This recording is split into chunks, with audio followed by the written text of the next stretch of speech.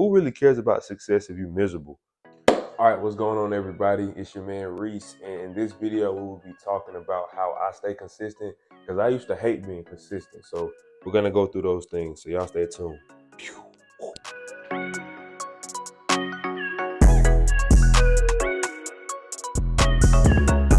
All right, so number one would definitely be surrounding myself around like-minded individuals.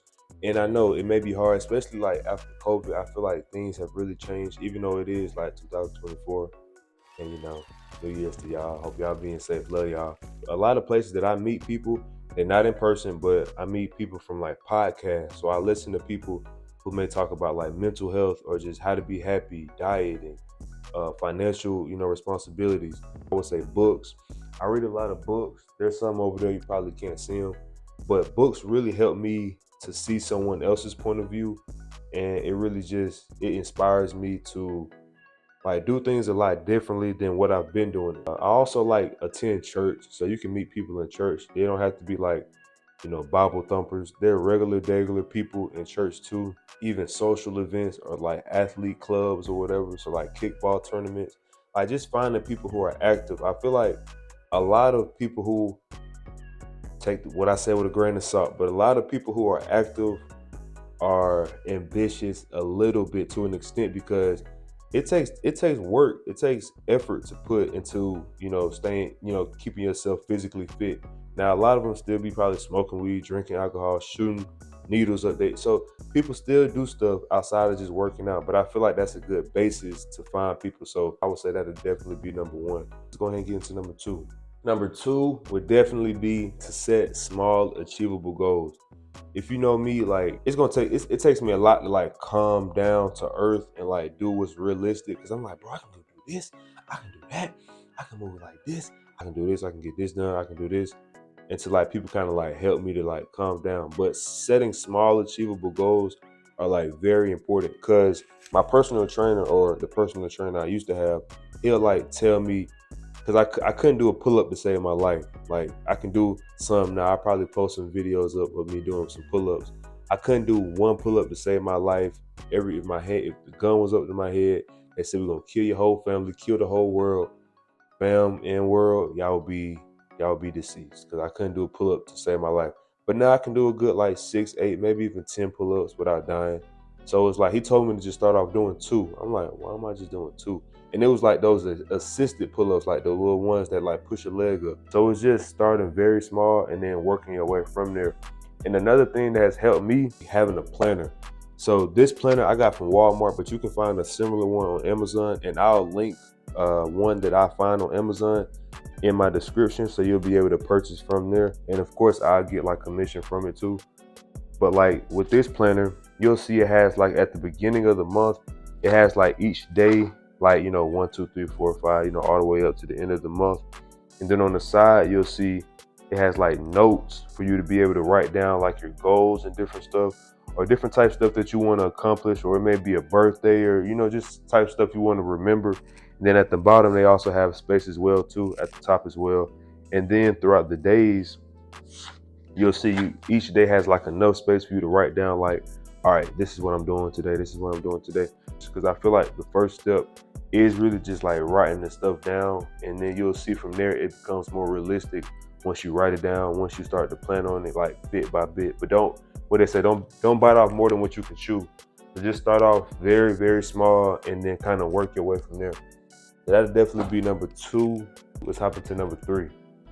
All right, so number 3 would definitely be not beating yourself up on the little small stuff, because there's so many other things that need our attention that we don't need to be focused on. Okay, I had a goal, but I missed it, or I failed. So let me just now freaking, be, groan and moan about it for weeks and days. Like, bro, just understand what happened, figure out what was the flaw, and then try to fix that flaw. So I feel like that'll definitely be number 3, is not beating yourself up. So let's get into number 4. All right, so number 4 is definitely an unpopular opinion. My leg itch.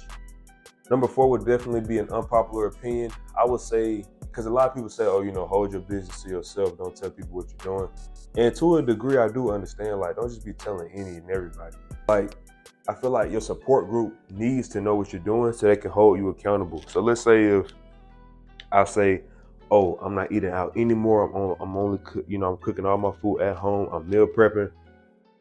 But then the next day you see on my story, I'm at Red Lobsters, and then I went to Maggiano's, and then I went to Cheesecake Factory. Like, that's not really correlating with what I said. But if I don't tell nobody, who is it hurting? Who knows that I didn't fail? Who knows that I didn't own up to what I set in place for myself to do? But if you tell your people, if you tell your friends and family or your loved one or whatever, like, hey, I'm meal prepping this week. I'm only eating cooked food. I'm not buying anything outside.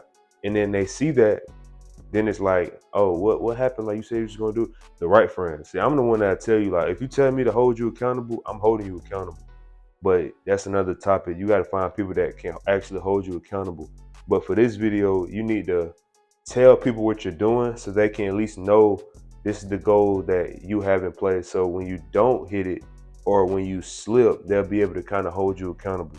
So I would say, like, really telling people, like, hey, I said that I'm not buying any more clothes or shoes until my birthday so I can save up for this trip. Or I'm only eating like greens and vegetables, or I'm only eating once a day, or I'm only drinking water. I'm not eating any or drinking any sodas or alcohol. Like, if you say those things and then they see you not do it, I feel like they'll keep you kind of in line, the right people. So tell people around you like what you're doing. That'll help you stay consistent, I feel like. And it has helped me, so try it if you want to, but I feel like it really does help. So let's get into number 5.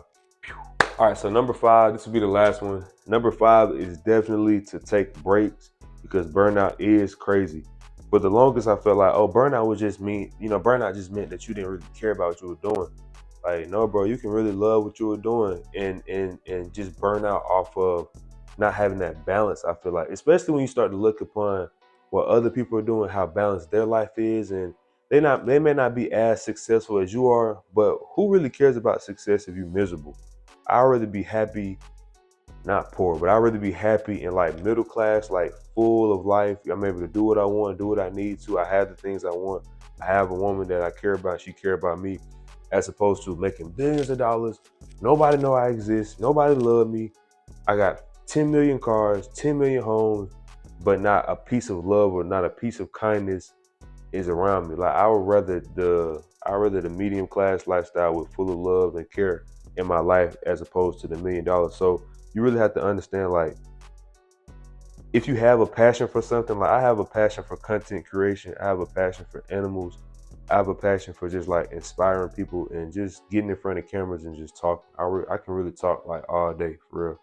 But you have to understand, like, even if you have a passion for something, you need to take a break from it, because it can become taxing on your body and your mind if you don't let your body like do something else. So like, this is my passion, but like I have in my notes like hit the gym. I have in my notes to like meditate. I have in my notes to like do different stuff.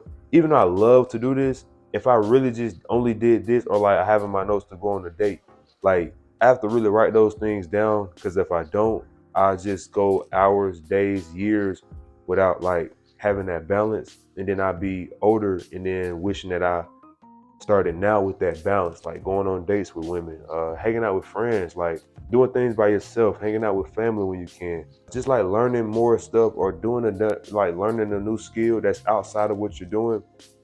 I really feel like is so helpful to keep you consistent with something, just because it's almost kind of like, I'm not sure if y'all were that person in school, but it seemed like you got the work done a lot better when you only had a day to do it. Like, if they gave you if they gave you, let's say, 2 weeks to finish that project, you're like, all right, bro, I'll start when I start.